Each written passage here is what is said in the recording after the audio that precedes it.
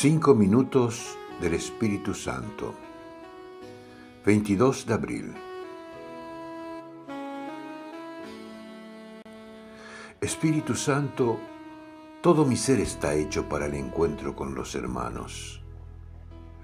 Has puesto dentro de mí el llamado a caminar con los demás. Por eso estoy aquí, en tu presencia, para pedirte que alimentes mi sentido comunitario.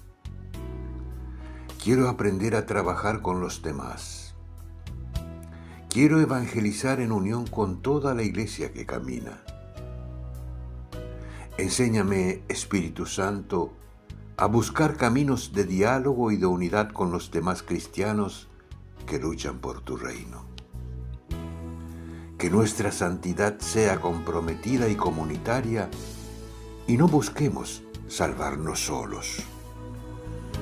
Tampoco permitas que nos encerremos en pequeños grupos que se sienten superiores. Toca nuestros corazones y nuestra mirada para que aprendamos a abrirnos a todos, para que podamos llegar a todos.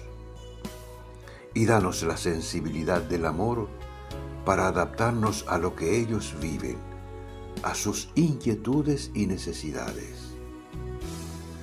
Así caminaremos con ellos para extender juntos el reino de Dios. Ven, Espíritu Santo. Amén. Autor: Cardenal Víctor Manuel Fernández.